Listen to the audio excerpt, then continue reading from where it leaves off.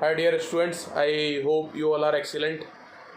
और आज हम सेशंस ट्रायल एक इम्पॉर्टेंट टॉपिक कवर करते हैं। सेशंस ट्रायल कंप्लीट कि सेशन ट्रायल कैसे प्रोसीड करता है, क्या इम्पेडिमेंट्स इन बिटवीन क्रिएट करते हैं इसमें from both the sides, accused की साइड से, या फिर बाकी क्या लीगल हर्डल्स हो सकती हैं, या फिर क्या रेमिफिकेशंस हो सकते हैं, कैसे कोई ट्रायल कंडक्ट होने में वाई टेक्स सो लॉन्ग कि 15-20 साल, 25 साल, 30 साल लग जाते हैं कई बार।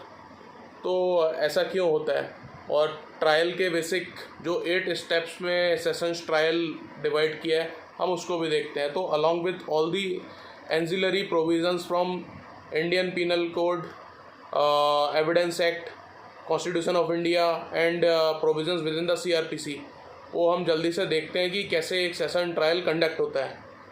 तो in our code of criminal procedures they basically क्या है, since long we have not interacted, तो मुझे लगा कि आज आप लोगों के लिए कुछ स्पेशल गिफ्ट लेके आता हूँ। इसके बाद आपको कभी ज़रूरत नहीं पड़ेगी सेशन ट्रायल, कोई भी ट्रायल पैरेलल एनालॉजी ड्रॉ करके। बाकी ट्रायल क्या है, इसका मिनिएचर वर्जन है, डाइल्यूटेड वर्जन है, ये सबसे रिजिड और सबसे स्ट्रॉन्ग ट्रायल होता है सेशंस ट्रायल, है ना। तो बाकी क्या इसके मिनिएचर या डाइल्यूटेड वर्जन्स ही हैं। तो मजिस्ट्रेट ट्रायल और बाय ऑन पुलिस रिपोर्ट और अदरवाइज ऑन कंप्लेंट और समन ट्रायल और समरी ट्रायल, उसका भी मैं थोड़ा सा डोमेन आपको बता दूंगा। मेन हम सेशन ट्रायल समझ गए तो बाकी सारे ट्रायल आप अपने आप समझ जाओगे, तो आपको कभी कोई दिक्कत नहीं आएगी। कभी भी अगर आप प्रैक्टिस में जा रहे हो, किसी ट्रायल में अपीयर कर रहे हो प्रोसिक्यूशन या डिफेंस साइड से, तो बेसिकली डिफेंस साइड से ही करेंगे। बाकी तो इफ़ यू आर प्रोसिक्यूटर और जज, तब भी आपको एक अच्छी अंडरस्टैंडिंग डेवलप हो जाएगी if you listen to this lecture. होता क्या है कि कैसे रन करता है एक सेशंस ट्रायल। टोटल ट्रायल्स हैं हमारे पास 4 अंडर CRPC, चैप्टर 18, 19, 20, 21। ये 4 टोटल चैप्टर्स में डिवीज़न है इन ट्रायल्स का। तो सेशन ट्रायल है 225 से 237, trial of warrant case by magistrate 238 to 250, trial of summons case 251 to 59 and summary trials 260 to 265।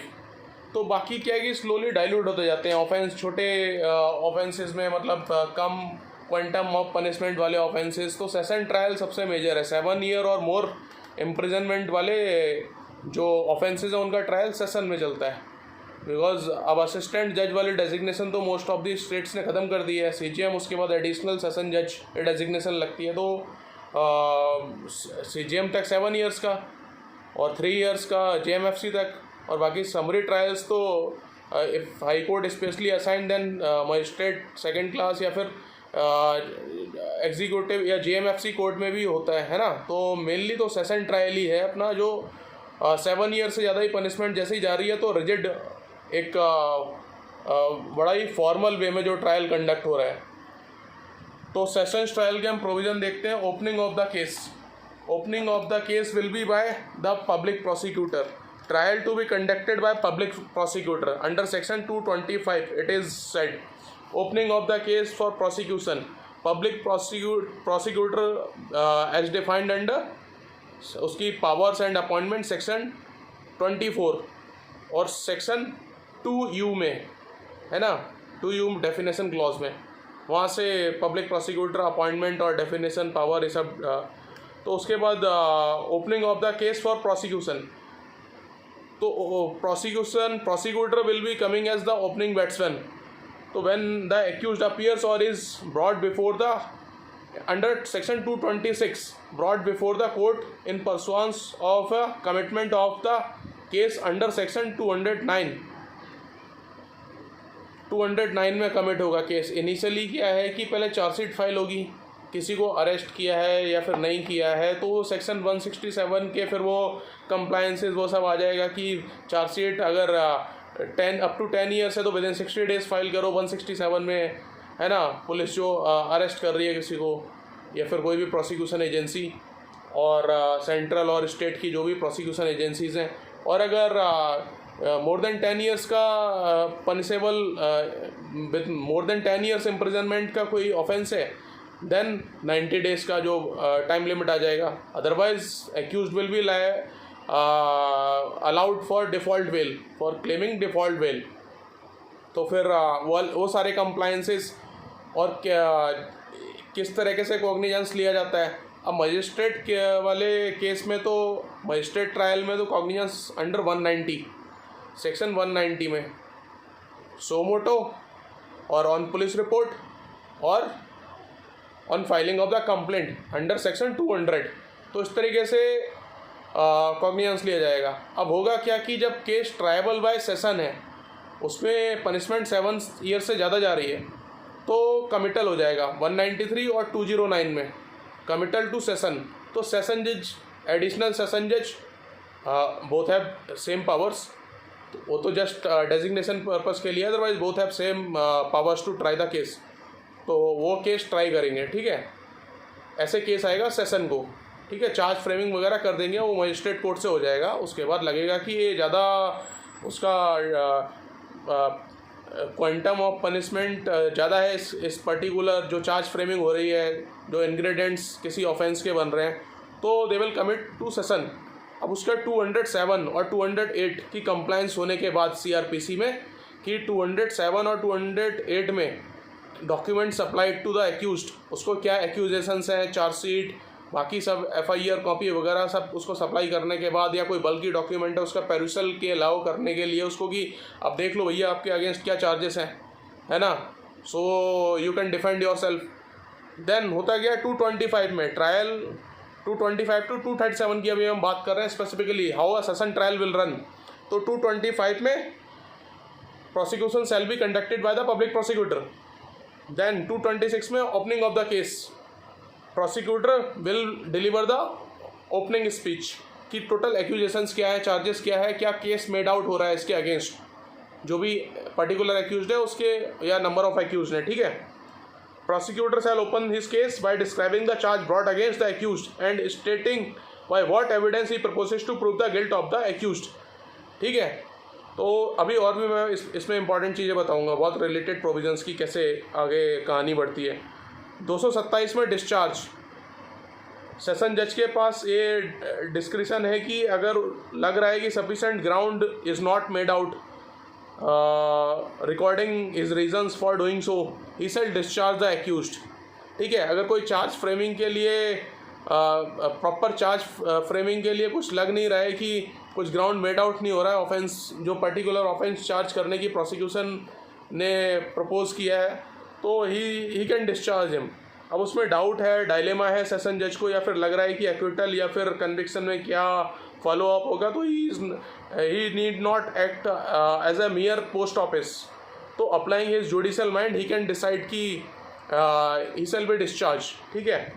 अगर ज़्यादा ही डाउट है, अगर लग रहा है कि हाँ it can result in conviction, then he will be framing the charge.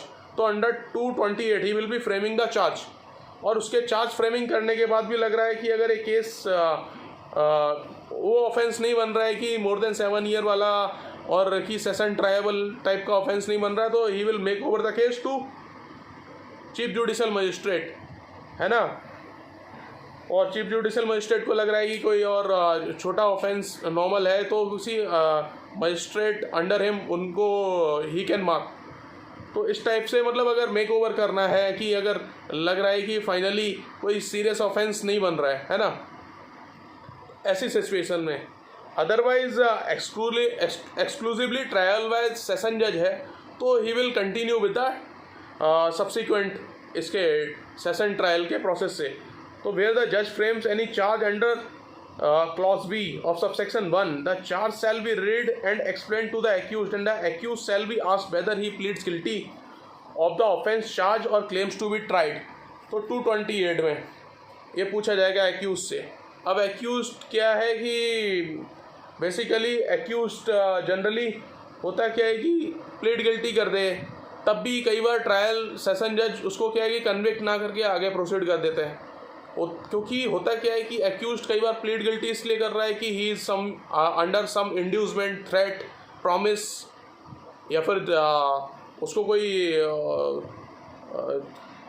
क्या है कि किसी टाइप का कुछ उसको बोला है कि यार एज ए सब्स्टिट्यूट एक्यूज्ड बन जाओ, अपना वो प्लीड कर लो गिल्ट, मतलब किसी और के बेहाफ पे, तो फिर आपको पैसे पे कर दिए जाएंगे, या उस टाइप की कहानी ना वो बहुत सारे जो कन्फेशन में भी होती है, जो कन्फेशन वाला देखा होगा ना इंडियन एविडेंस एक्ट में कि confession should be free from the inducement, threat, promise, तभी एक्सेप्टेबल होगी।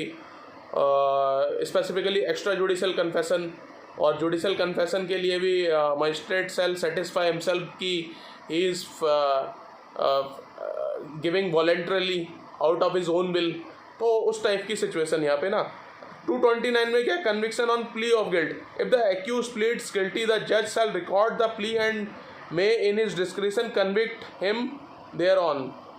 अगर लग रहा है कि सच में ये सारी इंड्यूसमेंट, थ्रेट, प्रॉमिस और हर तरीके से सारे इन्फ्लुएंसेस से, अनड्यू इन्फ्लुएंसेस से फ्री होके ये अपनी गिल्ट प्लीड कर रहा है एक्यूज्ड, तो उसको कन्विक्ट देयर ऑन 229 में कर सकते हैं।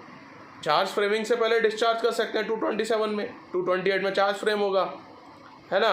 अगर चार्ज फ्रेमिंग के टाइम ही लग रहा है कि सफिशेंट ग्राउंड मटेरियल अवेलेबल नहीं है ऑन रिकॉर्ड, तो उसको डिस्चार्ज कर देंगे, तो उसका तो उस टाइम वर्ड यूज़ करेंगे डिस्चार्ज, है ना। और 229 में एक्विटल करेंगे, क्योंकि अब क्या है कि या तो कन्विक्शन या एक्विटल। अब यहाँ पे क्योंकि हमारा लग रहा है कि चार्ज फ्रेमिंग के बाद इसके अगेंस्ट कोई ग्राउंड नहीं है, या तो वो गिल्ट प्लीड कर लेता है तो ठीक है, और नहीं तो अगर फिर भी कोई अगर नहीं लग रहा है, अब 228 की स्टेज के बाद जो भी होगा ना वो एक्विटल होगा। अब यहाँ पे डिस्चार्ज नहीं होगा क्योंकि चार्ज फ्रेमिंग हो चुकी है। तो डेट 230 में date for prosecution evidence. If the accused refuses to plead guilty और डज नॉट प्लीड गिल्टी और क्लेम्स टू बी ट्राइड और is not convicted under section 229, इन चारों में से एक्यूज्ड कोई भी चीज़ मेंशन करे, या तो वो प्लीड ही नहीं कर रहा है, या फिर वो क्लेम कर रहा है कि I will undergo the trial, और रिफ्यूज़ कर रहा है, इस टाइप से ना, मतलब किसी भी वर्डिंग में वो जवाब दे रहा है इसमें से, तो अंडर 229 द जज shall fix a date for examination of the witnesses and may on the application of the prosecution issue any process for compelling the attendance of the witness or the prosecution or the production of any document or other thing. उसके प्रोडक्शन के लिए जज will direct कि they shall be this witness और ये सब भी प्रोड्यूस हो नेक्स्ट डेट पे एविडेंस फॉर प्रोसिक्यूशन। तो 231 में prosecution will adduce their evidence on the date so fixed the जज shall proceed to take all such evidence as may be produced in support of the prosecution. The जज में in his discretion permit the cross examination of any witness to be deferred until any other witness or witnesses have been examined or recall any witness for further cross examination। अब इसमें क्या है कि 134 evidence act का मैं reference देना चाहूँगा। Witness testimony और document evidences shall be weighed not to be counted. तो नंबर से फ़र्क नहीं पड़ेगा कितने विटनेस हैं, इससे हम ऐसे इंटरलिंक कनेक्ट करके पढ़ते हैं। एविडेंस एक्ट के 134 में आप देखोगे नंबर ऑफ विटनेस से कोई फ़र्क नहीं पड़ता, विटनेस की टेस्टिमनी में वेट होना चाहिए, रिलायबल विटनेस होना चाहिए बेसिकली। और फिर 232 में acquittal. If after taking the evidence of the prosecution examining the accused and hearing the prosecution and the defense on the point, the judge considers that there is no evidence that the accused committed the offence, the judge shall record an order of acquittal। ठीक है, because क्या है, charge framing हो गई थी 228 में, तो अब क्या है कि चार्ज फ्रेमिंग के बाद एक्विटल होगा, डिस्चार्ज उससे पहले 227 में। ठीक है, तो अब एक्विटल वर्ड यूज़ होगा यहाँ पे। तो अब होगा क्या कि once a co-accused has been discharged or acquitted, he ceases to be a co-accused and there is no impediment to summon him as a witness. He can be a witness for the prosecution as well as for the defense, क्योंकि अब तो वो free है, किसी की तरफ से उसकी कोई लाइबिलिटी नहीं है कि वो किसकी तरफ से आए।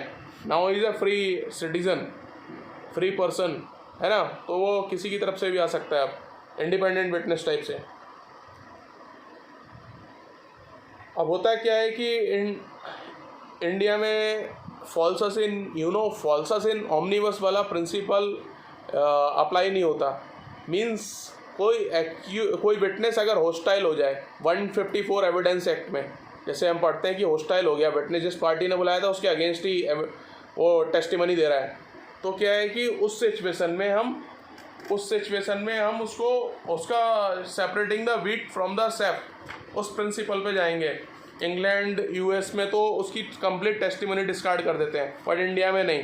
इंडिया में जितनी रेलिवेंट है आफ्टर ड्यू कोरोबोरेशन उतनी टेस्टिमनी जो प्रोसिक्यूशन के लिए यूज़फुल है वो ले लेंगे। 145 इंडियन एविडेंस एक्ट में उसकी प्रीवियस स्टेटमेंट जो 161 में ली थी उसको कोरोबोरेट भी कर सकते हैं, कॉन्ट्राडिक्ट भी कर सकते हैं। 157 में कोरोबोरेशन भी करेंगे, रिफ्रेशिंग द मेमोरी भी आ जाएगा। ये सारे सेक्शन जो रिलेटेड हैं मैम वो बता दे रहा हूँ आपको, जिससे कि एक ट्रायल कैसे रन करता है वो समझ आना चाहिए, है ना। तो रिफ्रेशिंग द मेमोरी 159 में आ जाएगा, और इम्पीचिंग द क्रेडिट ऑफ विटनेस। अब 154 में तो हमने हॉस्टाइल देख लिया था कि question by party to his own witness, क्योंकि अब उसको लेके आए थे कि हमारे फेवर की बात करेगा, वो तो दूसरे के अक्यूज के फेवर की बात करना शुरू कर दिया उसने, या प्रोसिक्यूशन लेके आया था तो, या फिर वो अक्यूज लेके आया था तो प्रोसिक्यूशन के फेवर की बात कर रहा है ना। तब उससे फिर क्वेश्चन पूछ के उसकी टेस्टिमनी को चैलेंज या फिर जितनी यूजफुल है उतनी रखेंगे, बाकी उसको डिस्कार्ड कर देंगे। अब इम्पीचिंग द क्रेडिट ऑफ विटनेस, किसी विटनेस का क्रेडिट कैसे इम्पीच करेंगे कि इसकी टेस्टिमनी डिस्कार्ड कर दो, he is not reliable witness, वो 155 इंडियन एविडेंस एक्ट में होगा क्या कि अनवर्दी ऑफ क्रेडिट है ए, या फिर he has taken some corrupt inducement और ब्राइब ले लिया उसने बी, या फिर उसकी स्टेटमेंट फॉर्मर स्टेटमेंट से इनकन्सिस्टेंट है, जो फॉर्मर स्टेटमेंट ली थी एक्यूज की वो इनकन्सिस्टेंट है, कॉन्ट्राडिक्ट कर रही है 145 में, है ना। तो उसको डिस्कार्ड कर देंगे कि ये बेकार का विटनेस है, इसका किसी काम का नहीं है, मतलब पहले कुछ और बोल रहा था अभी कुछ और बोलता है, थोड़े दिन बाद कुछ और बोलेगा, या कुछ फिर उसके बाद कुछ और बोलेगा, तो इज़ नॉट ट्रस्टवर्दी। अब हम ठीक है, हम थे 233 पे, एंटरिंग अपॉन डिफेंस। 232 तक तो अपना प्रोसिक्यूशन का सारा फ्लो चल रहा था। अब आता है एंटरिंग अपॉन डिफेंस 233 में। When the accused is not acquitted under section 232, he shall be called upon to enter on his defense and adduce any evidence he may have in support thereof. If the accused puts in any written statement, the judge shall file it with the record. तो 315 में वो अपनी return statement दे सकता है कि मेरा perspective ये है, मुझे फालतू में फंसाया गया है और मेरा कोई इन्वॉल्वमेंट नहीं था, या फिर वो भी अपने जो भी फेवर की बात है कि भाई ये मेरी साइड की स्टोरी है और मुझे इस तरीके से इम्प्लीकेट किया गया है unnecessarily and I have not committed the crime. तो उस टाइप की वो बातें अपनी लिख के सबमिट कर देगा अपने डिफेंस के लिए, अपने फेवर में जो भी चीज़ें उसकी। और 313 में उसे एग्जामिन करेगा कोर्ट। तो 313 में जब उसे एग्जामिन करेंगे तो 313 में अब वो झूठ भी बोल रहा है तो भी कोई फ़र्क नहीं पड़ता, उससे पूछा जाएगा भैया अपना पॉइंट ऑफ व्यू तो बताओ, तो अपना पॉइंट ऑफ व्यू वो जो भी बता रहा है तब भी उस पर कोई फ़र्क नहीं पड़ेगा। उस टाइम झूठ भी बोल सकता है कोर्ट में, खुला झूठ बोल सकता है कि मैंने कुछ नहीं किया, मैं बिल्कुल इनोसेंट हूँ, जो चाहे माना है वो बोल सकता है, उसका पॉइंट ऑफ व्यू बस कोर्ट सुनना चाह रहा है।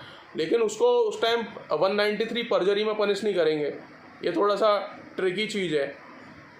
क्यों नहीं करेंगे? जब विटनेस झूठ बोलता है तो विटनेस को तो 7 साल की सज़ा है, या फिर कोई और विटनेस आ रहा है या फिर आईओ आ रहा है कोई झूठ बोल रहा है उसको 7 साल की सज़ा है ना। जैसे जेसिका लाल मर्डर केस में क्या है, विटनेस को 7 साल की परजरी में सज़ा दे दी 193 of Indian evidence act, fabricating और गिविंग फॉल्स एविडेंस। बट इसको कुछ क्यों नहीं कह रहे हैं? क्या इसको ऑलरेडी सज़ा होने वाली है इसलिए नहीं कह रहे हैं? नहीं, वो सज़ा तो और एडिशनल हो जाएगी ना 31 CRPC में। अगर वो परजरी में उसको बुक करें तो that will be in addition to the all जो पनिशमेंट इसमें होगी पर्टिकुलर ऑफेंस में। वो इसलिए नहीं क्योंकि 313 में ऑन ओथ उसकी स्टेटमेंट नहीं लेते हैं, बस उसका पॉइंट ऑफ व्यू जानना चाह रहे हैं। ऑन ओथ जब तक नहीं ले रहे हैं, विटनेस की क्या टेस्टिमनी ऑन ओथ होती है, 315 में भी इसकी ऑन ओथ है, उसमें झूठ नहीं, उसमें जो है वो अपना पॉइंट ऑफ व्यू अपना वर्जन बताएगा। बट 313 में वो कुछ भी बोल रहा है, थोड़ा जो भी अपना फेवर के लिए इमोशनल बातें ही बोल रहा है कि मुझे ये सब मत करो या मैंने क्राइम नहीं किया, मतलब एनी हाउ कुछ भी अपने फेवर में जैसे जो भी उस पर बन पड़ रहा है सब बोल रहा है, तो उससे कुछ फ़र्क नहीं पड़ेगा और उसके लिए कोई पनिश नहीं किया जाएगा अगर वो झूठ भी बोल रहा है तो। ठीक है, ऐसे चलता है ट्रायल। आगे देखते हैं हम। If the accused applies for the issue of any process for compelling the attendance of witness, अब वो किसी विटनेस को बुलाना चाह रहा है या कोई डॉक्यूमेंट प्रोक्योर करना चाह रहा है, और तो कोर्ट क्या करेगा, shall issue the process unless court considers कि ये सिर्फ ना वेक्सेटियस डिले और defeating the ends of justice type की प्रैक्टिस है, कि ये सिर्फ कोर्ट का टाइम ख़राब करना चाह रहा है कि ट्रायल चल जाए 20 साल 50 साल चल जाए ट्रायल, और तब तक इसकी नॉर्मल लाइफ चलती रहेगी, बेल पे ऑलरेडी है, उसके बाद तो कहानी ख़त्म है ना, एक लाइफ साइकिल कंप्लीट हो जाए, ये ट्रायल को 50 साल खींचना चाह रहे हैं। तो ऐसे ये अननेसेसरीली प्रैक्टिस एक्सरसाइज कर रहा है कि इसको बुला लो उसको बुला लो, है ना, वो मेरे फेवर में बोलेगा। तो इस टाइप की चीज़ें कोर्ट को थोड़ा सा कैउसियसली एक रीजनेबल और जुडिशियल माइंड अप्लाई करने के बाद ही अगर लग रहा है कि हाँ जेन्युइनली उसका वो कोई विटनेस यूज़फुल है तो ही बुलाएगा कोर्ट, अदरवाइज नहीं बुलाएगा। उसके बाद क्या होता है, विटनेस की बात आई है तो मैं आपको एक बात और बता दूं। कोई को एक्यूज्ड है, मान लो 319 में कोर्ट को लग रहा है कि इसके अलावा कोई और भी इसके साथ को एक्यूज्ड हो सकता था, इसका FIR या चार्जशीट में नाम नहीं है, तो कोर्ट उसको भी फिर उसके अगेंस्ट भी कॉग्निजेंस ले सकता है। और इसमें अब एक मैजिकल बात और है कि अगर उसके अगेंस्ट कॉग्निजेंस ले लिया और विटनेस जो 20 साल पहले आए थे, अब वो विटनेस या तो पागल हो चुके हैं या उनकी डेथ हो गई है या फिर they are incapable of giving evidence, इतने वीक हो गए हैं नहीं आ सकते, या फिर उनको सेंसेस आउट ऑफ सेंसेस हैं अब, है ना। और हमारे लॉ में 118 इंडियन एविडेंस एक्ट में इवन चाइल्ड और कोई भी कितना भी बुजुर्ग इंसान भी है, कोई छोटा बच्चा भी, वो भी विटनेस हो सकता है, उसकी भी टेस्टिमनी इंपॉर्टेंट है, प्रोवाइडेड वो he can understand reasonable answer और रीजनेबल क्वेश्चन पुट अप करने के बाद रीजनेबल आंसर दे सके, तो उसकी टेस्टिमनी एक्सेप्टेबल है, ठीक है। तो इस सिचुएशन में क्या होगा कि 33 of Indian evidence act, section 33 of Indian evidence act आ जाएगा इन एक्शन। उसमें क्या होगा कि ट्रायल में अब ये मल्टीपल रेमिफिकेशंस होते हैं ना यार। अब मान लो विटनेस वो नहीं है, उसका तो ख़त्म, वो विटनेस इनकेपेबल हो गया, डेथ हो गई, कुछ हो गया, पागल हो गया, इंजरी हो गई, सीरियस कॉमा में है। तो ऐसी सिचुएशन में क्या है कि जो नया एक्यूज हमने लेके आए हैं उसमें 273, वैसे तो नॉर्मल 273 CRPC में एक्यूज की प्रेजेंस में एविडेंस होना चाहिए। अब एक्यूज भाग ही गया है तो 299 में उसकी एब्सेंस में भी हो सकता है CRPC में, है ना। तो ये सारे प्रोविज़न इंपॉर्टेंट हैं। और अब वो वाली जो हम बात कर रहे थे 33 एविडेंस एक्ट में, तो पुरानी जो विटनेस टेस्टिमनी थी विटनेस की, वो अब नए एक्यूज के अगेंस्ट भी लगेगी, को एक्यूज के, क्योंकि अब विटनेस को तो प्रिक्योर नहीं कर सकते उसकी अटेंडेंस, तो उसके अगेंस्ट ट्रायल शुरू से माना जाएगा कि जो फर्स्ट एक्यूज के अगेंस्ट था, तो जो को एक्यूज अब बी बना दिया है नया 319 CRPC में, उसके एक्यूज भी, और अल्टरेशन ऑफ चार्ज भी कर सकते हैं। मान लो कि 307 का चार्ज बनाया था, अब वो ग्रीवियस हेड में डाल दे रहे हैं चार्ज कि अरे 307 का नहीं, ग्रीवियस हेड में होना चाहिए, तो अल्टरेशन ऑफ चार्ज 216 में, तो फिर विटनेस को दोबारा रिकॉल ऑफ विटनेस 217 में हो जाएगा। तो ये सारे ड्रामेबाजी चलती रहती है जिसकी वजह से ट्रायल बहुत लंबा खिंच जाता है। अभी और भी चीज़ें ऐसी मैं बताऊँगा, तो ट्रायल इतना लंबा क्यों जाता है। फिर हुआ कि 217 में विटनेस बुलाए, अब विटनेस लोग बनना नहीं चाहते, इसलिए इस कंट्री में डरते हैं वो कि बार बार कोर्ट एक्यूज को तो इतना नहीं बुला रहा है और ना ही किसी सब विटनेस को निचोड़ के रख दे रहे हैं, तो सब विटनेस बनने से घबराते हैं। उसके बाद क्या होगा, 321 में प्रोसिक्यूटर के पास पावर है कि with the consent of central government and court या स्टेट गवर्नमेंट, जो भी कंसर्न प्रोसिक्यूटिंग अथॉरिटी है, वो किसी पर्टिकुलर एक्यूज के अगेंस्ट ट्रायल उसके अगेंस्ट वापस ले ले कि इसको अगेंस्ट ट्रायल कंटिन्यू नहीं करना है, इसको इसके अगेंस्ट ज़रूरत नहीं है, कुछ मामला बनता नहीं है, वो 321 में प्रोसिक्यूटर के पास पावर है। और 306 में कोर्ट किसी उसको अप्रूवर बना सकता है कोर्ट कि यार ये विटनेस गवर्नमेंट विटनेस बन जाए, तो अगर वो नहीं कंप्लाई कर रहा है तो 308 में उसे और हाईयर पनिशमेंट दे सकते हैं कि पहले तो ये कोर्ट विटनेस बन गया, इसने माफ़ी ले ली और अब ये सपोर्ट नहीं कर रहा है प्रोसिक्यूशन का वर्जन, है ना, क्योंकि इसने इसका फेथ और एलिजेंस अगेंस्ट इसके खुद के को एक्यूज के अगेंस्ट ही नहीं रहा है, तो ये प्रोसिक्यूशन एजेंसी और पुलिसिंग को क्या सपोर्ट करेगा, तो उसकी उस पर ही भरोसा नहीं कर सकते ना। तो 133 of Indian evidence act accomplish, उसकी टेस्टिमनी हारून हाजी अब्दुल्ला केस, तो उसमें होगा क्या कि लैंडमार्क केस है हारून हाजी अब्दुल्ला 133, तो 133 में इंडियन एविडेंस एक्ट में उसकी टेस्टिमनी तो एज ए अकम्प्लिस सफिशेंट होगी theoretically, but practically supreme court has question कि इंडिपेंडेंट कोरेबोरेशन होना चाहिए।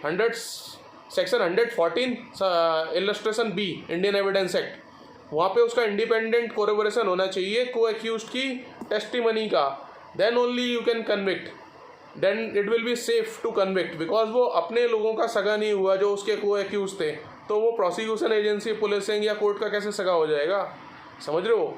तो 311 में क्या है कि कोर्ट अगर मान लो कोई एक्विट हो गया है किसी के अगेंस्ट मामला, जैसे वो 321 में प्रोसिक्यूटर ने बोल दिया कि इसके अगेंस्ट करने का कोई मतलब नहीं है, कुछ बनता नहीं, बाद में रियलाइज़ हुआ कि ये गलत बुक हो गया था, तो उसको क्या है कि 311 में वो इंडिपेंडेंट विटनेस हो सकता है, कोर्ट विटनेस बन जाए, बाद में कोर्ट बोलेगी यार हमारी मदद कर दो अब डिसाइड करने में for the ends of justice.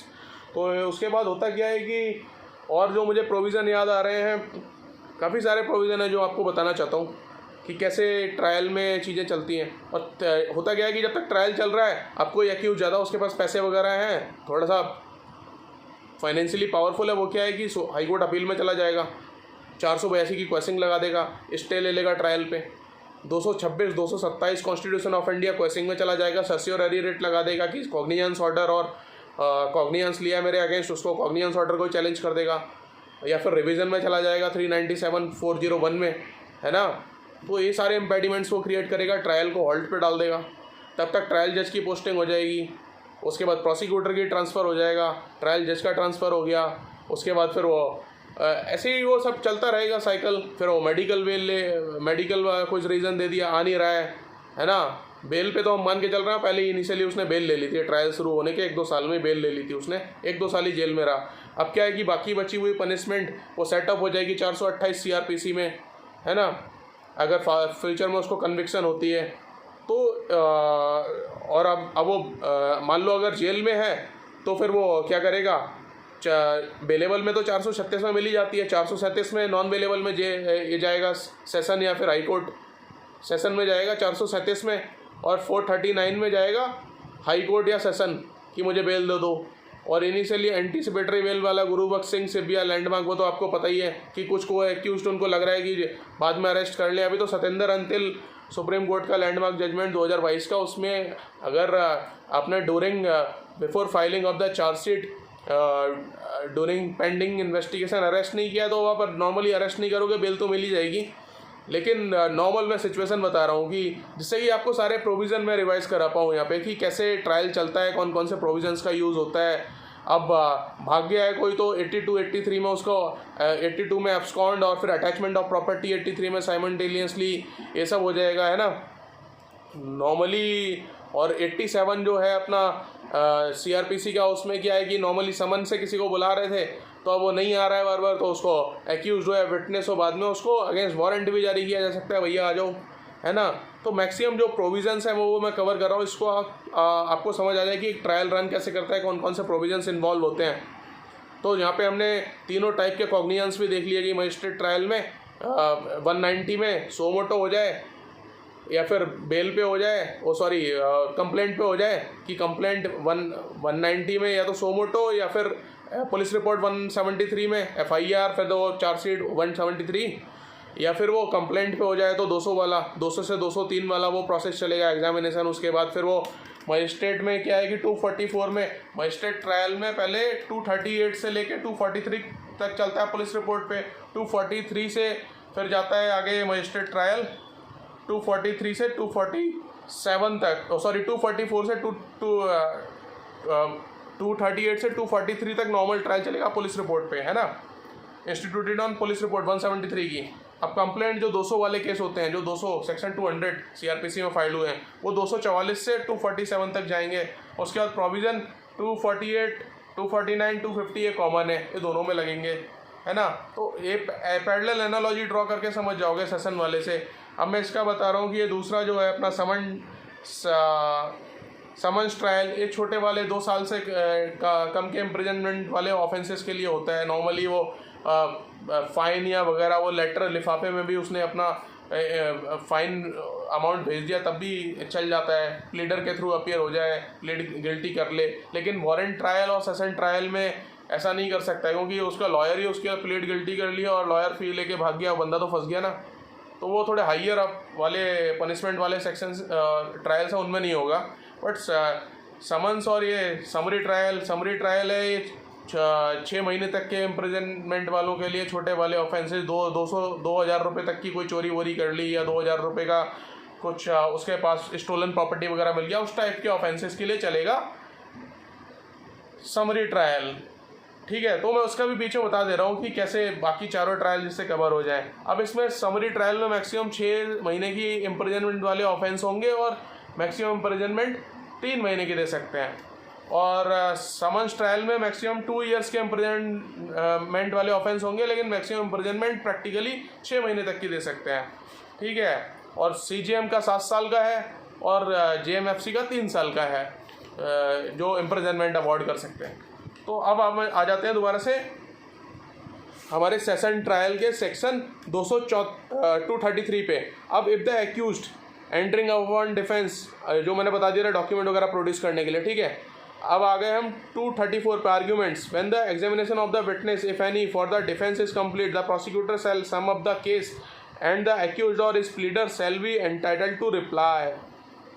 तो होगा क्या कि ये जो ये वाली 234 की स्टेज है, जो मूवीज़ में देखते हैं ना कि सनी देओल मस्त आर्ग्यू कर रहा है, उधर अमरीश पुरी आर्ग्यू कर रहा है, इधर और भी कोई लोग आर्ग्यू कर रहे हैं और मस्त फाइट हो रही है, रिवर्टल सर रिवर्टल और एलिगेशंस काउंटर एलिगेशन सब हो रहे हैं और आपस में एकदम मस्त वो पार्लियामेंट टाइप का डिबेट चल रहा है, लड़ाई वड़ाई और मस्त मज़ा आ रहा है ना। वो सिचुएशन 234 की होती है, उससे पहले काफ़ी कहानी हो चुकी होती है जो मैं आपको बता रहा हूँ। तो 235 पे जजमेंट ऑफ एक्विटल और कन्विक्शन। अब यहाँ क्या है कि 234 में सारे आर्ग्यूमेंट होंगे, लेकिन फाइनल आर्ग्यूमेंट प्रोसिक्यूटर का होगा।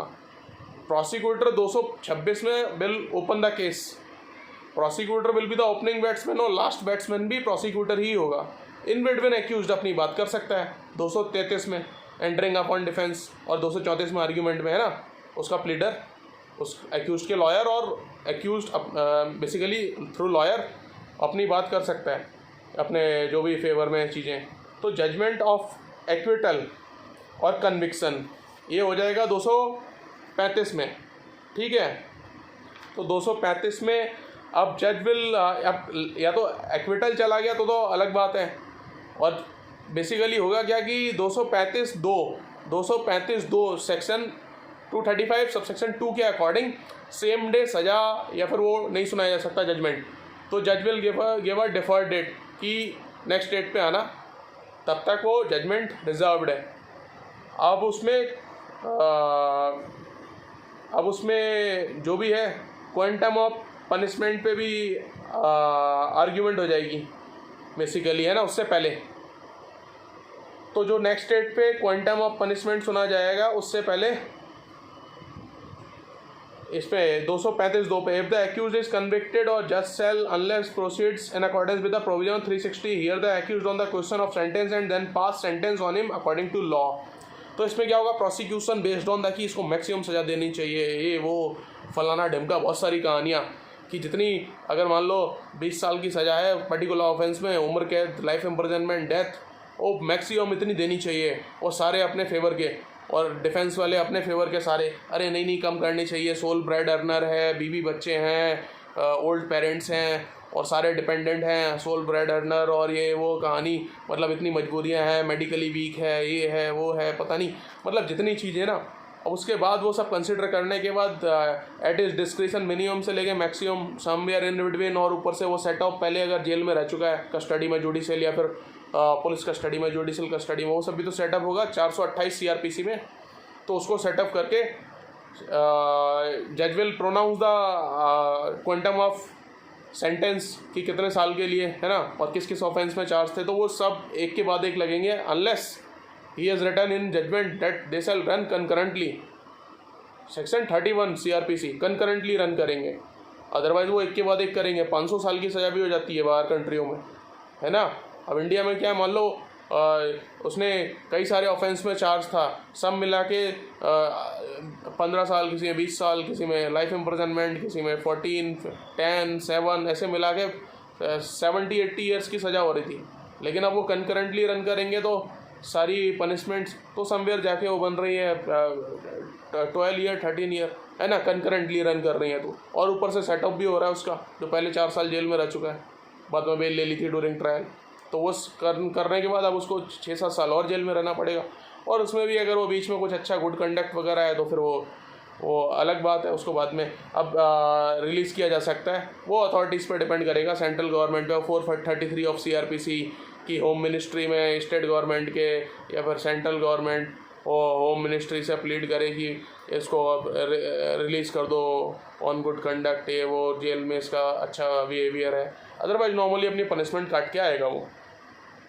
अब इसको बेनिफिट 360 CRPC का बेनिफिट, बेसिकली 360 CRPC का बेनिफिट मिलता है प्रोबेशन ऑफ ऑफेंडर्स। अगर पहली बार कोई है 21 साल से कम का है और लेडी है और 21 साल से कम का है, तो उसको कोई भी अमाउंट होगा तो उससे कितना भी पनिशमेंट अमाउंट है उस ऑफेंस में उसको प्रोबेशन ऑफ ऑफेंडर्स एक्ट में प्रोबेशन पे छोड़ देंगे बॉन्ड भरा के। और अगर बाकी जो मेल अडल्ट है उसके लिए 7 साल तक का है तभी बेनिफिट मिलेगा, अदरवाइज नहीं मिलेगा।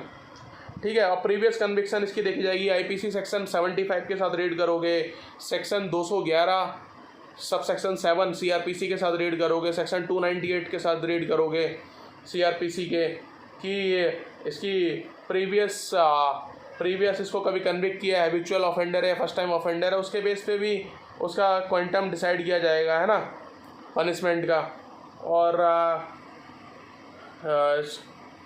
और मैं इनिशियली वो बताना था कि इनिशियली ट्रायल ही उसके अगेंस्ट इनिशिएट नहीं होता अगर वो ये सेम फैक्ट वगैरह बता दे, order first convict, order first acquit, वो बता दे कि पहले भी सेम फैक्ट पे ट्रायल चल चुका है ना। तो वो सारी बातें मतलब just for the sake of कि आप प्रोविज़न रिवाइज कर जाओ, इसलिए मैं वो सारा अब बता रहा हूँ। अदरवाइज़ अब तो कन्विक्शन इसकी हो चुकी है और प्रोसिक्यूशन विल एड्यूस की प्रीवियसली भी कन्विक्टेड है, इसने अभी तक बताया नहीं और भी इसने क्राइम किए हैं, तो ही इज़ नॉट रिलायबल। ये वो मतलब जितना महान इसका वो दिखा रहा है अपना इसका लॉयर उतना है नहीं है ना। उसके बाद उसका जो यहाँ पे अपना एविडेंस एक्ट में आ जाओ तो इसका जो previous bad character not relevant accept in reply section 54, section 53 previous good character relevant, ये सारी बातें भी आ जाएंगी, है ना।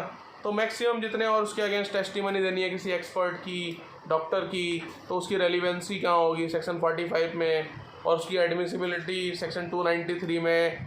अगर कोई वो एग्जामिनर सेंट्रल या फॉरेंसिक वो रिपोर्ट वगैरह 293 CRPC में, और 291A में उसका 291A में ये आ जाएगा इसका मेडिकल वाला, कहाँ गया अब काफ़ी, हाँ, आइडेंटिफिकेशन परेड मेडिकल विटनेस आ जाएगा उसकी टेस्टिमनी 291 में, और 291A में आइडेंटिफिकेशन रिपोर्ट ऑफ मजिस्ट्रेट जो TIP करा रहे हैं, test identification parade section 9 evidence act में, वो उसकी रेलिवेंसी वहाँ है, एडमिसिबिलिटी 291A में है। और उसके अगेंस्ट 293 में report of certain government scientific experts, ये सब आ जाएगी, केमिकल एग्जामिनर और ये 6 टाइप के टोटल एक्सपर्ट्स दिए हैं, है ना, सीरोलॉजिस्ट और ये forensic, Haffkine institute, fingerprint bureau, explosive, ये सब controller, scientific expert specified by notification by the central government, ये सब। तो इस टाइप से टोटल ट्रायल रन करेगा सेशंस का। अब मैंने आई होप बहुत डिटेल में बता दिया है कि कौन कौन से प्रोविज़न कहाँ हिट करेंगे। और बेसिकली होता क्या है कि जब क्वेश्चनिंग के लिए चैलेंज कर देते हैं हाई कोर्ट में रिवीजन या क्वेश्चनिंग में, तब सबसे मेजर इम्पैक्ट क्रिएट होता है ट्रायल पे। और अगर वही सुप्रीम कोर्ट तक चला जाए चैलेंज करते हुए तो 10-15 साल तो उसने ट्रायल वैसे ही अटका दिया, सुप्रीम कोर्ट में 4-5 साल तक तो लिस्टिंग नहीं होगी जो चैलेंज किया है। 3-4 साल नॉर्मली लिस्टिंग मुश्किल हो जाएगी सुप्रीम कोर्ट में, बहुत ही अर्जेंसी दिखाए तो अलग बात है, बहुत तेज जाए तब भी 3-4 साल लग जाते हैं सब मिला के इस प्रोसेस में। हाई कोर्ट में 482 की क्वेश्चन डाल दी है, 226, 227 से क्वेश्चन डाल दी है कि ये ट्रायल जो है इसके अगेंस्ट गलत हो रहा है। तो ये सब आते आते मतलब ट्रायल क्या है कि फिर उसके बाद ट्रांसफ़र हो जाते हैं कंसर्न ऑफिसर्स के, प्रोसिक्यूटर, जजेस, ये सब ओवरऑल ड्रामेबाजी चलते चलते ट्रायल लंबा खिंच जाता है। बेसिकली ओवरऑल सीन है। अब डिफेंस वो कई बार अपना काउंसिल चेंज कर दे, उसको लग रहा है कि मेरे वकील साहब इतना अच्छा परफॉर्म नहीं कर पा रहे, दूसरा काउंसिल चेंज कर दे। अब इसी से और एक वो काउंसिल से याद आया कि 303, 304 CRPC के प्रोविजंस अगर कोई उसको आर्टिकल 22 के साथ रीड करोगे, 303 अगर उसको राइट टू डिफेंड किसी अच्छे लॉयर के थ्रू राइट टू डिफेंस है, उस डिफेंड खुद को करने का, और 304 में अगर वो गरीब है तो उस अफोर्ड नहीं कर सकता तो उसको state government article 39A constitution of India के साथ रीड करोगे, right to free legal aid, है ना। तो ये सारे प्रोविजंस हैं जो एक ओवरऑल मैंने इंटरलिंकिंग करके बता दिया कैसे ट्रायल प्रोसीड करता है। और भी कुछ बच गया होगा तो 2-3 मिनट में वो भी देख लेते हैं। 24 मैंने बता दिया है, पब्लिक प्रोसिक्यूटर 2U इसमें डेफिनेशन है। 24 बता दिया पब्लिक प्रोसिक्यूटर पावर्स, और 28 में मैं बता दे रहा हूँ कि सेशन जो भी लिमिट है कैसे कितने ऑफेंस कितने तक के ट्रायल एबल है। 28-29 में session high court magistrate courts है ना, वो सब देख लेना। मोर देन 7 ईयर CJM तक तो 7, JMFC 3, उसके बाद सब ADJ या फिर हाई कोर्ट चले जाते हैं ना। इसलिए ADJ या सेशन जज एक ही बात है। उसके बाद 31 में सेक्शन 31 में CRPC के वो कंकरेंट या फिर कंसिक्यूटिवली रन करेगा पनिशमेंट। अगर कंकरेंट नहीं बोला तो कंसिक्यूटिवली रन करेगा वन आफ्टर दी अदर, और जनरली कंकरेंट कर देते हैं। उसके बाद 57 में विदिन 24 आवर्स प्रोड्यूस करना था जुरिडिक्शनल मजिस्ट्रेट के आगे फॉर जुडिशल कस्टडी या पुलिस कस्टडी PC के लिए, है ना।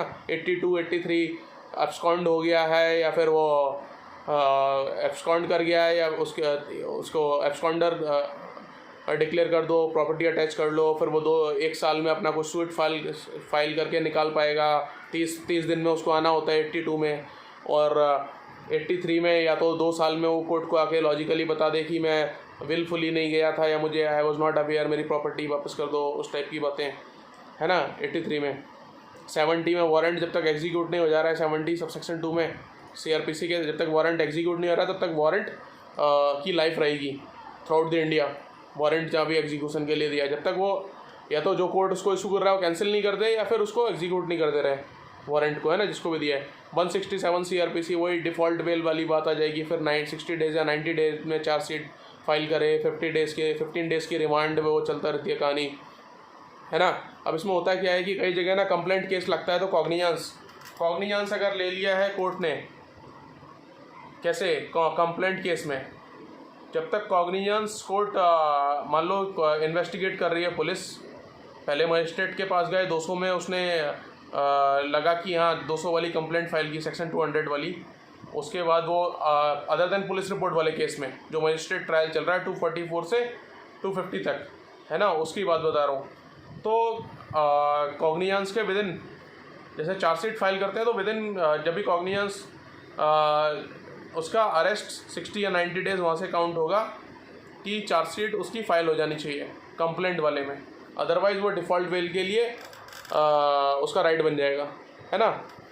और 436 में नॉर्मल बेल है। 436A में क्या है कि किसी को अंडर ट्रायल है, उसको कोई जमानत दिलाने वाला नहीं है, बहुत टाइम से अफोर्ड नहीं कर पा रहा है, तो फिर उसको हाफ पनिशमेंट जितनी मैक्सिमम ऑफेंस चार्ज किया है, मान लो चोरी है तो 1.5 साल से ज़्यादा नहीं रखेंगे, 3 साल तक की सज़ा है ना। ऐसा अब पड़े रहते हैं लोग, 3 साल की सज़ा है और 10-10 साल से वहाँ पे पड़े हुए हैं अंडर ट्रायल, तो ऐसा नहीं होना चाहिए। ये इसके लिए प्रोविज़न बनाया है 2009 का अमेंडमेंट लाके 436A। और मैक्सिमम अगर प्रोसिक्यूटर को अपोज करने का चांस देंगे 7 ईयर से ज़्यादा वाला है तो प्रोसिक्यूटर को अपोज करने का चांस देने के बाद भी मैक्सिमम 3 साल, जितना पनिशमेंट है उससे ज़्यादा कैसे रख सकते हो किसी को। 437A में अपील में जाने के लिए bail, 437 normal bail non bailable में, 438 एंटीसिपेटरी बेल, 439 हाई कोर्ट और सेशन कोर्ट में नॉर्मल बेल के लिए लगा सकते हैं। 63, 61, 66, 60s वाले समनिंग के लिए कि समन कैसे डुप्लीकेट में किसी को देंगे, विटनेस को या किसी को बुला रहे हैं, अगर कंप्लेंट केस में किसी अगेंस्ट को बुला रहे हैं।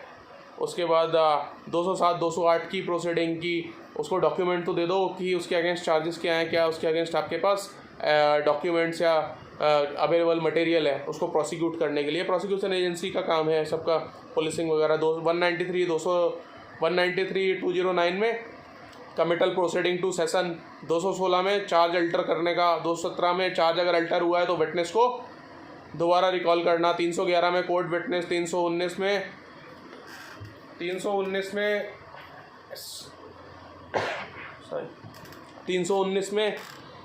किसी को एक्यूज्ड के अगेंस्ट कॉग्निजेंस लेना, और 298 में कि वो सेक्शन 75 IPC 298 तो 211 सब सेक्शन 7 प्रीवियस कन्विक्शन बताना मिटिगेटिंग एग्रावेटिंग सर्कमस्टांसेस के लिए फॉर द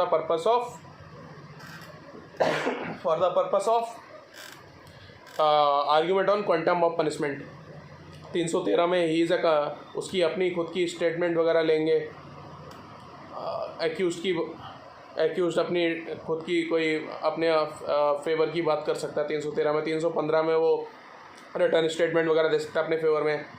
और 300 में ऑटरेफॉइस एक्विट ऑटरेफॉइस कन्विक्ट। 300 का काउंटर प्रोविज़न है section 40 Indian evidence act section 40 में, है ना। और इसका सेम है double jeopardy article 20 clause 2 double jeopardy और सेम रेजुडिकेटा सिविल में। ये चारों काउंटर पार्ट प्रोविजंस हैं कि किसी को नीमो डेविड विज वेक्सारी प्रो उना टेंडम कोसा जो उसमें बोलते हैं कि दोबारा किसी सेम ट्रायल सेम फैक्ट पे किसी को हरास या वैक्स नहीं किया जाएगा, तो वो यहाँ से आता है। और ये सारा आर्टिकल सेक्शन 300 CRPC और सेक्शन 40 इंडियन एविडेंस एक्ट और रेजुडिकेटा, है ना, ये सब ओरिजिनेट कहाँ से हुआ? Article 20 clause 2 double jeopardy constitution of India. और 397-401 ये रिवीजन वाले प्रोविज़न जहाँ वो ट्रायल इम्पीड करने के लिए हाईकोर्ट चला जाएगा। 482 482 में कॉसिंग के लिए चला जाएगा। 360 का बेनिफिट प्रोबेशन ऑफ ऑफेंडर्स, है ना वो वाला, या फिर ये 360 CRPC का बेनिफिट। 428 set of. 273 में नॉर्मल अक्यूज की प्रेजेंस में लेना है एविडेंस, नहीं तो 299 में अक्यूज की एब्सेंस में भी ले सकते हैं अगर वो भाग गया या फिर नहीं मिल रहा है, आना नहीं चाहता है, एब्सकॉन्ड कर गया है। और सेक्शन एविडेंस एक्ट के 33 इंपॉर्टेंट है, 14 इंपॉर्टेंट है। 14 इंटेंशन उसकी जो भी थी कहाँ से डिसाइफर करेंगे, मेंसरिया 14 से सेक्शन 14। 133 अकम्प्लिस 40 सेक्शन 40 वही डबल जियोपार्डी वाला जो मैं बोल रहा था कि प्रीवियसली, है ना। और 137 examination in chief cross examination re examination यहाँ से हम करेंगे। 118 टेस्टिमनी कौन who will be the competent witness. 141 when leading questions can be asked in cross examination. और 155 impeaching the credit of witness. 154 hostile witness. 118 ये हो गया हमने टेस्टिमनी, तो who will be the competent witness. 145 contradictory statement को contradict अगर कर रहा है प्रीवियस वाली तो उसमें 145 का यूज़ होगा। 146 कॉन्सिक्वेंसेस पूछे जा सकते हैं। 57 corroboration. 159 refreshing the memory. Article 20 important है, आर्टिकल 21 इंपॉर्टेंट है। आर्टिकल 20 क्यों? Ex post facto 20 clause 1, 20 clause 2 double jeopardy, 20 clause 3 self incrimination, article 21 right to life and liberty, article 22 जहाँ से वो section 57 and section 167 of the CRPC originate होते हैं। 24 right to defend, article 39 है इसके साथ रीड होगा, right to defend. Section 304 read होगा CRPC का, सेक्शन 303 रीड होगा। कहाँ से उसको राइट टू डिफेंड, कोई अच्छा लॉयर दो उसको लीगल राइट टू डिफेंड, और 24 घंटे में उसको जुरिडिक्शनल मजिस्ट्रेट के आगे पेश करा जाए, वहाँ से उसकी कस्टडी प्रोक्योर करी जाए, पुलिस कस्टडी या फिर जुडिशल कस्टडी जो भी रिमांड है ना, PC या JC, तो दो सेक्शन ये आर्टिकल 22 से आती है वो सारी पावर। तो constitution of India that's why grand norm सारा पावर यहीं से ओरिजिनेट होती है। Section 226 227 superintendence power of the high court, तो हाई कोर्ट नीचे वाले कोर्ट पे सर्सियरी मंडामास ये सब एक्सरसाइज कर सकता है कि कॉग्निजेंस अगर गलत ले लिया क्वेश्चन कर सकता है। जो 482 में नहीं हो रहा है, 482 CRPC में नहीं हो रहा है मान लो कई बार, तो फिर वो एक्यूज 226 227 में भी आ सकता है कि 482 में क्वेश्चन नहीं हो रही है तो इसमें आ जाओ, या तो रिवीजन में चले जाओ 397 या 401 में। ये सारे प्रैक्टिकल एस्पेक्ट्स हैं कि 482 की क्वेश्चन अगर ख़त्म हो गई है वो जुरिडिक्शन तो इसमें आ सकते हैं। सर्सियरी क्वेश्चन करो, एक्सीडिंग द जुरिडिक्शन कॉग्निजेंस लिया है ना, ये गलत कॉग्निजेंस ले लिया, तो ये सारी पैरेलल एक्सरसाइज कर सकते हैं। इंटरप्ले ऑफ प्रोविजंस है, कैसे प्रैक्टिकली चीज़ें प्रोसीड होती हैं, ये सब मैं बता रहा हूँ आपको बेस्ड ऑन माई एक्सपीरियंस। तो डेट्स ऑल। अब मैंने बाकी आपको बता दिया है कि related provisions of and impediments क्या होते हैं ट्रायल में। बाकी 236 प्रीवियस कन्विक्शन वाला बता दिया था सेशन ट्रायल में, और इम्पॉर्टेंट है कई सारे स्टेट जुडिशरी पूछ लेते हैं यार ये सब।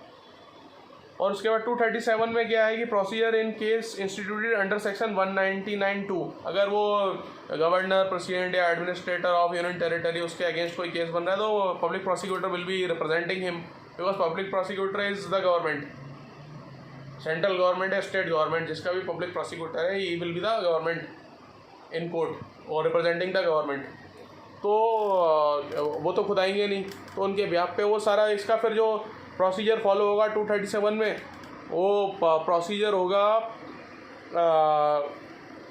ये वाला अपना जो वारंट ट्रायल वाला प्रोसीजर, जो मजिस्ट्रेट वारंट ट्रायल में प्रोसीजर फॉलो करता है वो प्रोसीजर फॉलो किया जाएगा 237 में। अगर 199 ये डिफेमेशन वाले 199(2) में सेक्शन 237 ऑफ सेशन ट्रायल की बात बता रहा हूँ, इन कैमरा होगा, डिफेमेशन वाला केस है ना, और इसमें अगर वो प्रूव कर पाते हैं कि ठीक है जिसके अगेंस्ट वो डिफेमेशन वाला डाला गया है केस प्रूव होता है तो ठीक है, नहीं होता है तो वो 1000 रुपये का वो अपना मुआवजा और कंपनसेशन क्लेम कर सकता है। तो ये सारी कहानी है बेसिकली, है ना। वो भी प्रेसिडेंट या वाइस प्रेसिडेंट, गवर्नर और state administrator of union territory के अगेंस्ट है तो नहीं, वो सो कॉज नोटिस वो सारा मतलब बेसिकली ये इतना रेलिवेंट नहीं है। मेनली 225 to 236 इम्पॉर्टेंट है।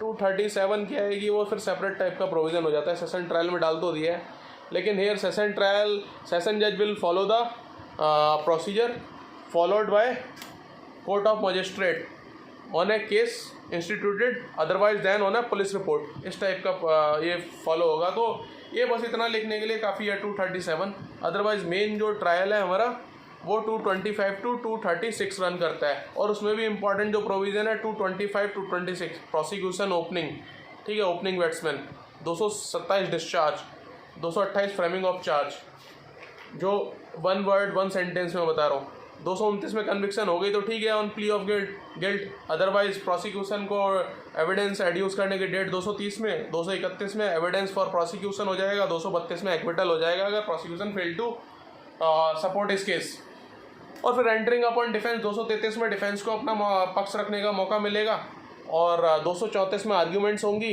हीटेड आर्ग्यूमेंट्स होंगी, ठीक है, काफ़ी वो फिल्मी टाइप की, वो ये स्टेज है 234। और 235 में based on those all evidences, witnesses, testimony, सारे ट्रायल, वो जब सारी चीज़ें हर्डल्स क्रॉस करने के बाद ट्रायल अपने फाइनल आउटकम पे आएगा तो फिर वो एक्विटल या जजमेंट होगा, और फिर उसको 235(2) में बाद में प्रोनाउंस किया जाएगा, और क्वांटम ऑफ पनिशमेंट पे बहस होगी, प्रीवियस कन्विक्शन वगैरह कुछ है तो ठीक है, वो एग्रावेटिंग मिटिगेटिंग में काउंट हो जाएंगे, ओवरऑल फिर देन पनिशमेंट हो जाएगी, और ठीक है उसको जेल में भेज दिया जाएगा।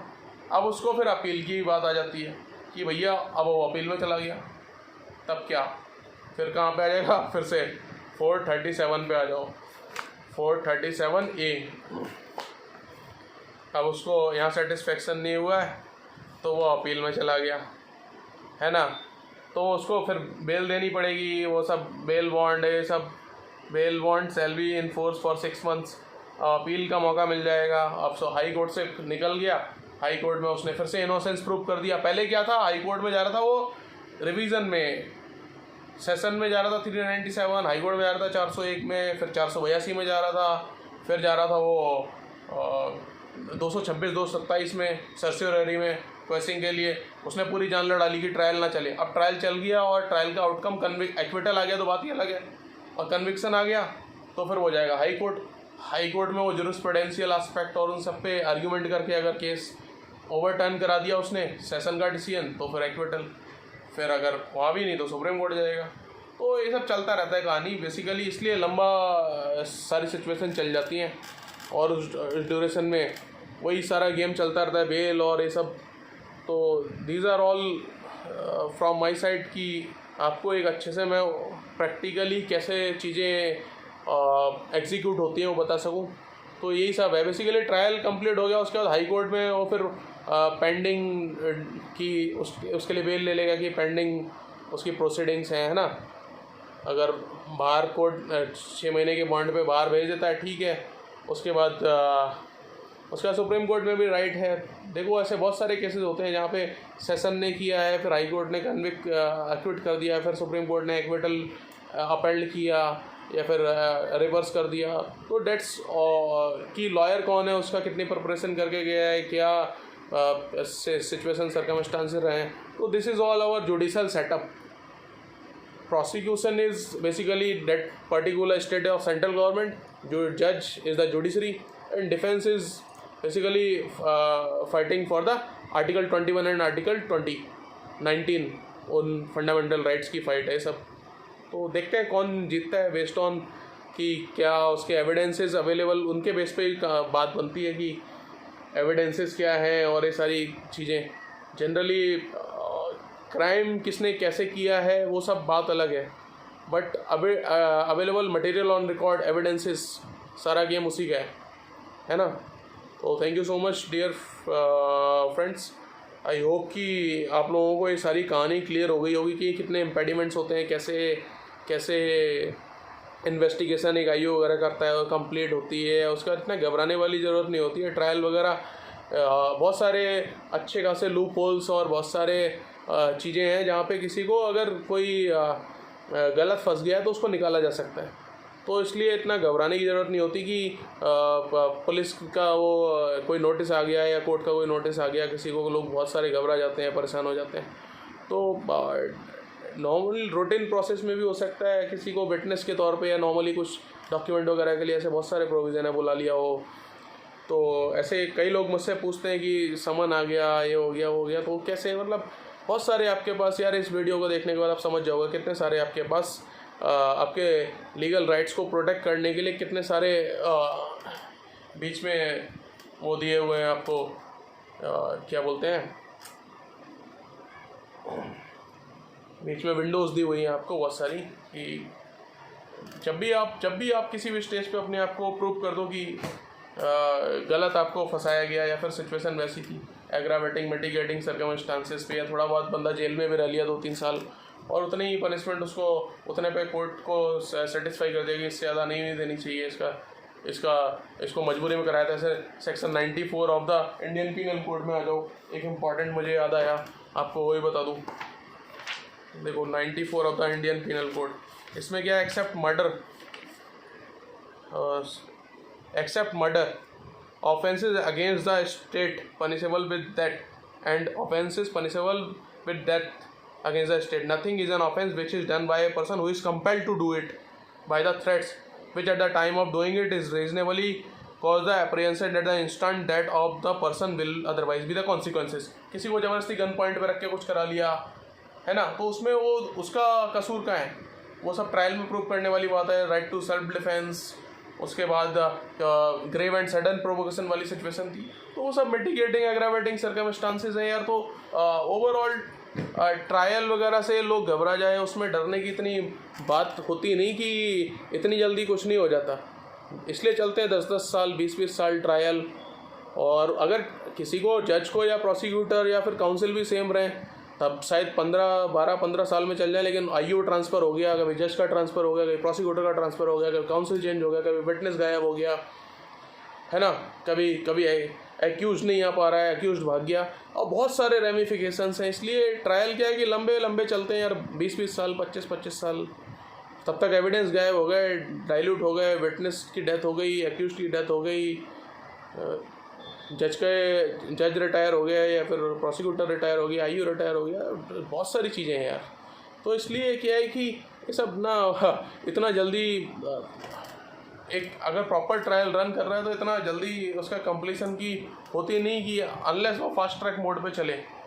और फास्ट ट्रैक मोड पे भी अपील का भी आपको मौका रहता है, और उस टाइम डेजिग्नेटेड कोर्ट और डेजिग्नेटेड स्पेशल ऑफिसर्स उनका भी ट्रांसफ़र वगैरह ना हो चीज़ें ना, तब तो बात बन जाती है. अदरवाइज़ इतनी जल्दी हो नहीं पाती है सारी चीज़ें ना यार. तो ओवरऑल मेरा यही कहना है कि अब प्रॉपर बैलेंस, अगर आपको अच्छा लॉयर मिल रहा है ना, और अथॉरिटीज़ भी अपना फुल पोटेंशियल पे काम कर रही हैं, प्रोसिक्यूशन एजेंसी वगैरह, पुलिसिंग जो भी है, कोर्ट भी, तो और आपके पास भी इतने सारे राइट्स हैं. बात क्या है कि एक अच्छा लॉयर जो आपको रख पाए आपका केस कोर्ट के सामने. तो बहुत सारी ऐसी चीज़ें हैं कि इतना वो होता नहीं जल्दी कि जितना लोग वैसे घबरा जाते हैं. देखो इतने सारे विंडोज़ हैं कि आप कभी भी बाहर निकल सकते हो, है ना। तो I wish you all the very best कि आप अच्छे से इसको वीडियो को 1-2 बार सुनो, 3 बार सुनो, और आपको पूरा CRPC evidence, Indian penal code और ट्रायल कभी कोई डाउट ही नहीं रहेगा। आप इतने सारे रेमिफिकेशंस लिख दो, मार्क्स तो क्या है कि जितना उस एग्जामिनर को भी लगेगा कि मार्क्स कहाँ काट लूँ, अब कोई स्कोप ही नहीं बचता। तो मैंने हर एंगल से, प्रैक्टिकल एस्पेक्ट से आपको बता दिया है कि कैसे चीज़ें रन करती हैं।